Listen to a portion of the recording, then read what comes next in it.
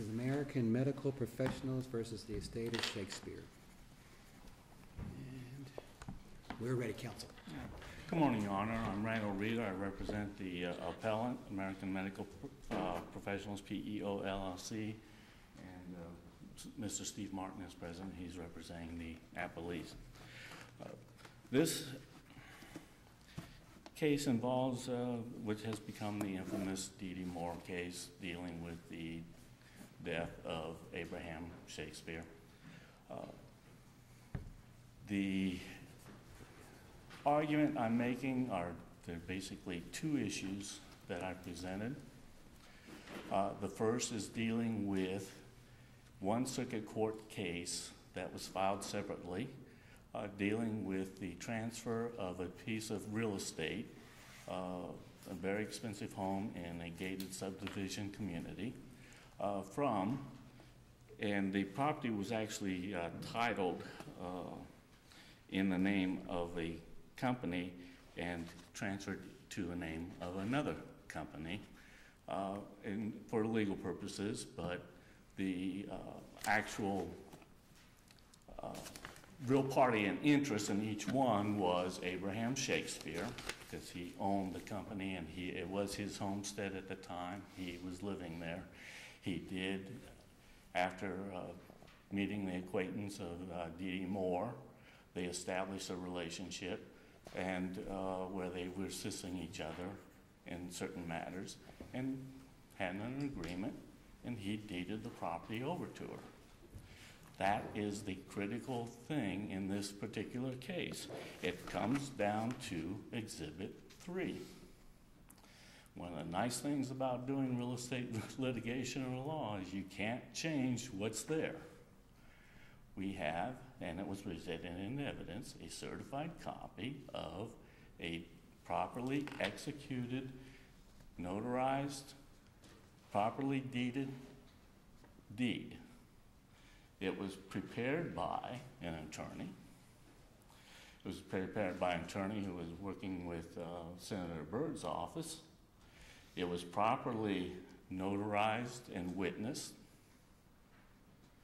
And the major case that we're challenging here is the one that says this is void.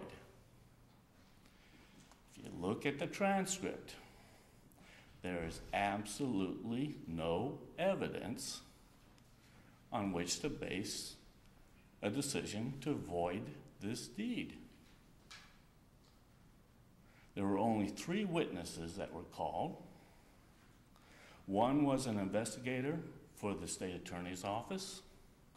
His testimony dealt with bank accounts and said he did not see any transfer of property from any bank accounts that Dee Dee Moore had access to of any funds into an account with Shakespeare. Granted that is a fact. That's not going to change. There was no transfer of funds from one bank account to another. But that is not a basis for voiding a deed.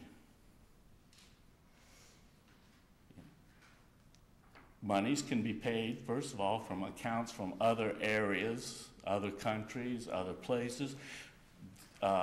Real estate transactions can take place with the transfer of cash. And beginning since 1986, that was a critical decision that came up before the Florida Supreme Court in terms of whether, if you had the language, $10 and other consideration, if that could only be limited to family members. Because the law was not really clear on that. It was clear that you could have non-monetary consideration. And since 1985, you can have non-monetary consideration. And when a deed is recorded, then that's it. If there was any type of contract or anything else of that nature, it has merged into the deed. Nothing else is relevant. To void a deed, you would have to show it was a forgery, That's the only thing I can come up with in terms of voiding a deed. So the 5 reasons I've given as to why there's no basis for voiding this deed, one is the complaint itself doesn't allege that. That wasn't the alleged cause of action. The alleged cause of action was it was a forgery. The second is that there, again, according to the language, there was, adequate consideration in terms of the deed itself spoke $10 and other consideration. There is no evidence to support what their cause of action is, as well, she didn't pay him what the contract amount was. But there's not in the complaint or anywhere in the record any evidence as to what kind of contract there was.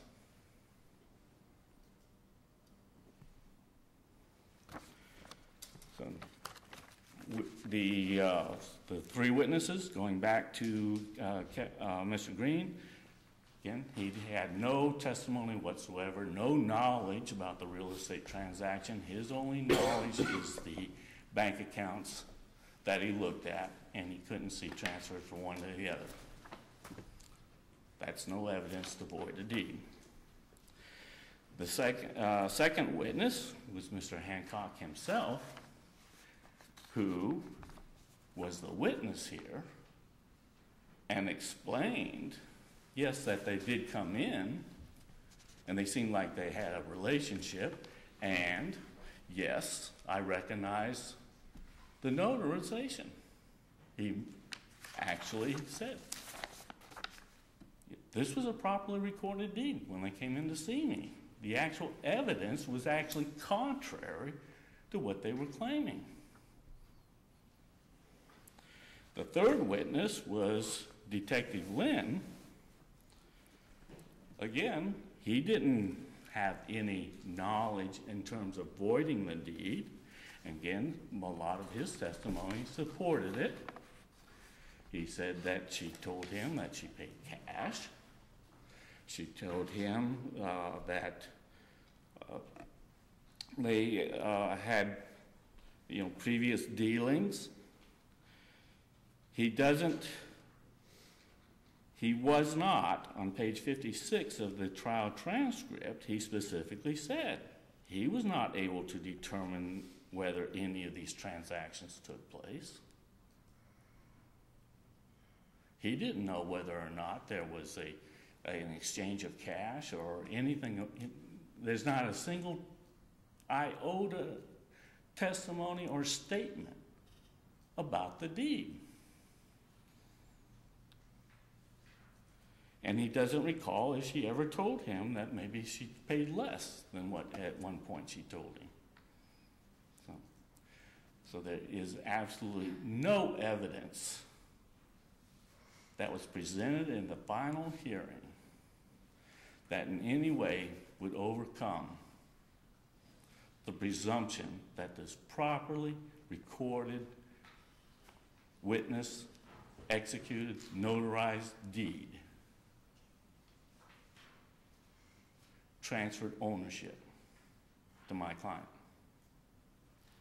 The second issue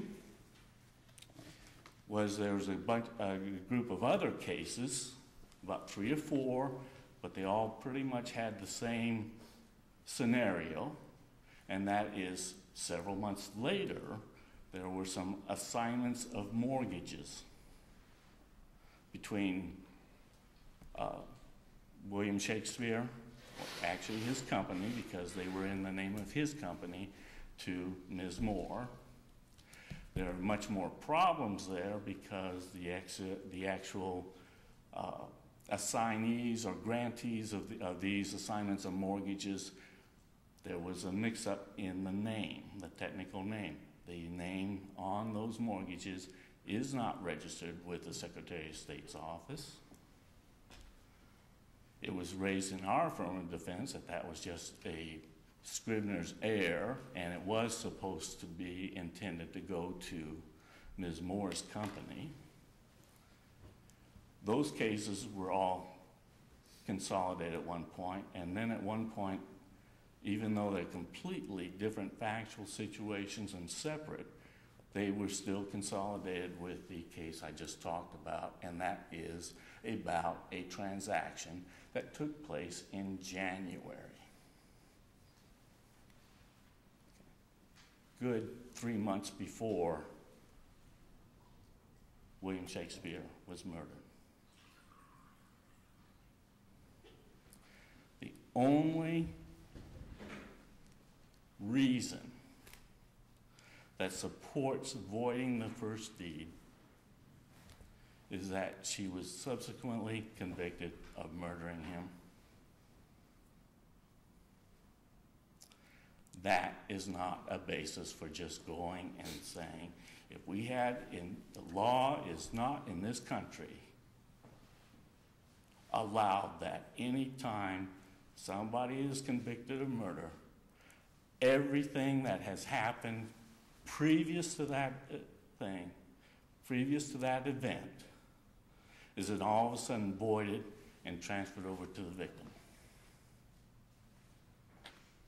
We have procedures for setting aside legitimate transactions, especially recorded transactions involving the transfers of real property, and nothing was ever presented to set that aside.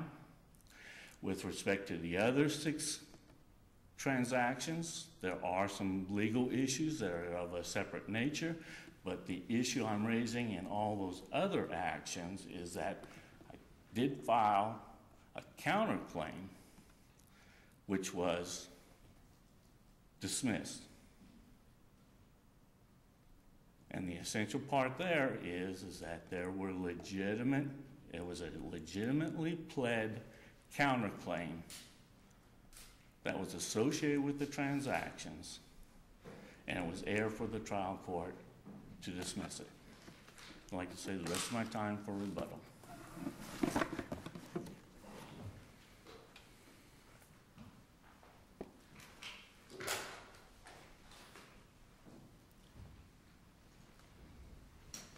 Well, Your Honors, may it please the court. There are several problems in the presentation you just heard. Perhaps the most important is that when this case went to trial in August of 2013, I think somewhere in my brief I said 2014, but that's an error. The only people there were the plaintiffs. Mr. Reeder had withdrawn from Ms. Moore's representation January of that year, and although she was served with every scrap of paper that was filed, nobody made any appearance whatsoever on behalf of her or the corporation, which was a defendant in this case. So when we came before Judge Durrance, it was just us. And the only evidence put before him was that which we presented. We presented, as Mr. Reeder has told you, 3 witnesses. One of them was a man named Kenneth Green. Mr. Green is employed by the state attorney in the 13th Circuit. I call him a financial crimes analyst. He doesn't give himself quite that high and mighty a title. But he had 20 years financial experience with bonding companies and that sort of thing, and he went to work for them. He's a numbers guy. He takes accounts, he analyzes them, sees where the money goes. He did that in her criminal trial, as part of establishing her motive for murdering Mr. Shakespeare. He was kind enough to provide us information and to assist us with our case. His testimony was that based upon his examination of every account with which Moore was associated, with which Shakespeare was associated, and there were a few. He had taken home $17 million and switched from bank to bank to bank. He looked at all of them. He looked at her parents' accounts, and nowhere was there any sign of $655,000 moving. There was another $185,000, which is mentioned in my brief, but which we've not discussed here this morning. She claimed to have paid all that in cash. She claimed in interrogatories, which are part of the record, that she delivered that cash in duffel bags and gray Rubbermaid containers. At no point in the 3 years this case was pending, was there ever one shred of evidence produced to indicate that that money was paid. Nothing. We asked. Every opportunity was afforded. Nothing ever was produced to us. So we're left at that point to prove it the only way we can. Where's the money? We can't find the money. We can't find the money in these accounts. We have a detective who's interviewed Moore 2 or 3 times during his investigation. She's told him, oh, I paid $655,000 for the house in cash. He doesn't believe her. He tells her he doesn't believe her. I called him as a witness, Detective Lynn. He talked about his interview. I didn't believe her. So we never received anything from the defense side that would say, here's proof we paid money for this. We're entitled, contrary to what Mr. Reeder has suggested, to go beyond the recitation of, in consideration of $10 and other valuable consideration. Case after case says we're not stuck at that point. I've cited numerous cases in my brief. One is Florida Moss Products versus the City of Leesburg, 112 Southern 572, Florida Supreme Court, 1927. Leesburg bought property it said it would use for a park. It didn't. Florida Moss said, well, we didn't receive consideration, or you didn't do what you promised to do, and therefore the deal has failed. The court there says what's repeated over and over, where a deed of conveyance recites a consideration of a sum of money and other valuable consideration, the statement of the deed as to the consideration is not complete, and the true character of the consideration may be shown by parole. That's repeated in a case I've cited, J.C. Vereen and Sons versus the City of Miami, 397 Southern 2nd, 979. In that case, Mr. Vereen sold the city some property on the condition that they were going to widen the sidewalk. They didn't. He sought to recover the property, and again, the court recites that holding. Another case I've cited is Dunn v. Stack, 418 Southern 2nd, and I did apparently misnumber the page. I have it as 979, and it's 345. That case also repeats the holding. And Mr. Reeder has suggested in his reply brief that that case was later quashed. The case went up, down, and back up, and that it limits a party in Mr. Shakespeare's position to foreclosing. I don't know how he's supposed to foreclose.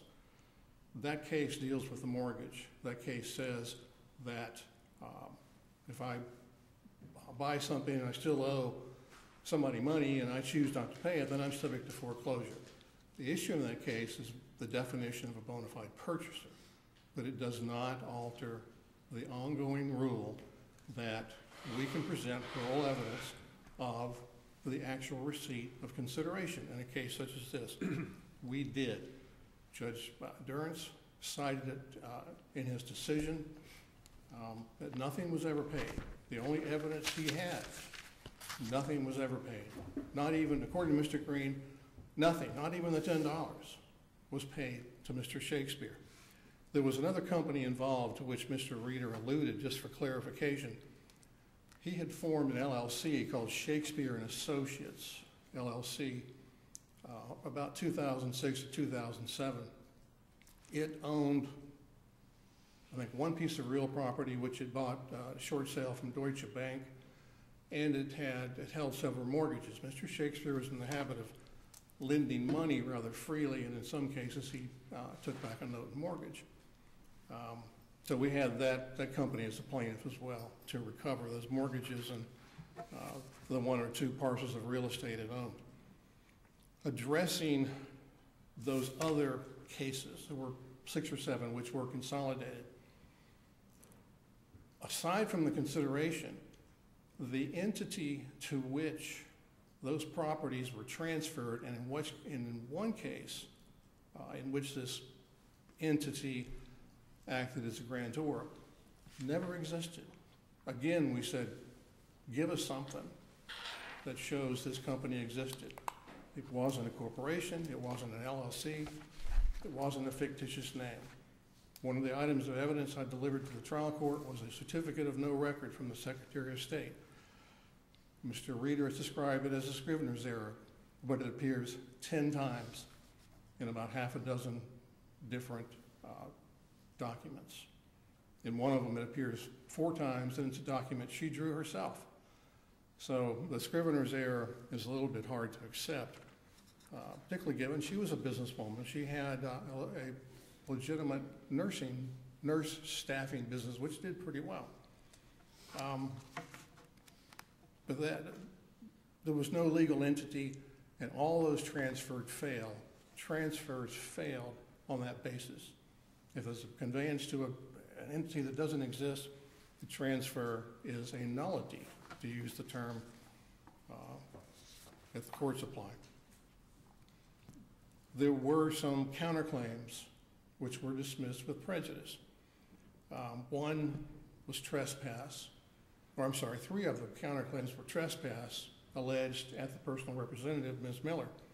They had already been addressed by Judge Radin at an earlier hearing where he said that the personal representative acted reasonably in securing the property. We had gone onto the property, the Red Hawk property, locked it, activated the security system because someone had broken in. And our preservation of it actually acted to the benefit of everyone. If she wound up, meaning Moore, wound up with a title, then we took care of her property while she was unable to. Otherwise, we took care of it for our own benefit.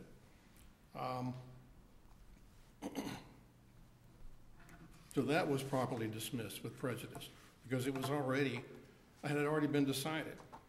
There was an abuse of process count, which was dismissed with prejudice because it arose from a case we'd filed against Ms. Moore in Hillsborough County. It had nothing to do with Polk County. There was a count for ejectment. That issue was already before the court. The argument over title and right to possession. So that was dismissed. There were 2 declaratory actions, one to determine whether American Medical Professionals PLC was real. That was already before the court. There was another declaratory action to determine the ownership of Ms. Moore's nurse staffing business. It had nothing to do with our case, and that was properly dismissed with prejudice. So I would submit that we put forth an abundance of evidence that there had not been payment.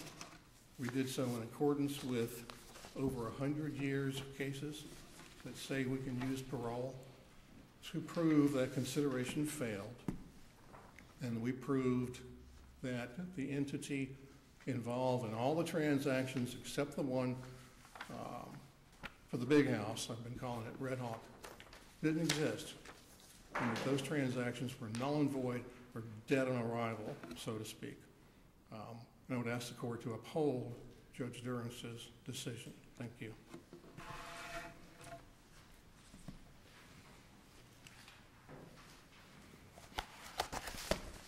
In brief rebuttal with respect to the first issue, Mr. Martin confirmed what I told you before. The only evidence was a statement Ms. Moore told the detective that she paid $650,000 cash. They said they couldn't find any evidence, and there's no evidence of it, but her testimony itself, if they want to rely on it, is evidence. But they're saying, well, you can't believe her.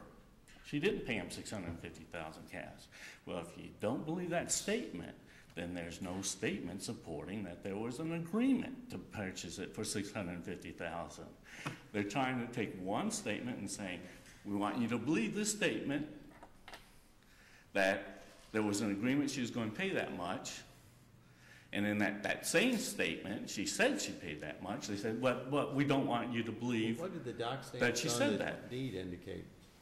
That $10 and other consideration. No, the documentary stamp tax. Okay, the documentary stamps, the deed docs are recorded $714, and I believe the calculations are right. I think the figure comes up to around over $600,000 is what that was based on. Again, but in my brief, I pointed out that that itself is not evidence of what a purchase price is. There's lots of reasons why one of the typical scenarios on doc stamps that you see all the time in real estate matters is that people will overpay it so that it looks like there was more consideration that was given. There's nothing, no law against that. And again, in the record itself, there's nothing about all that in the trial transcript.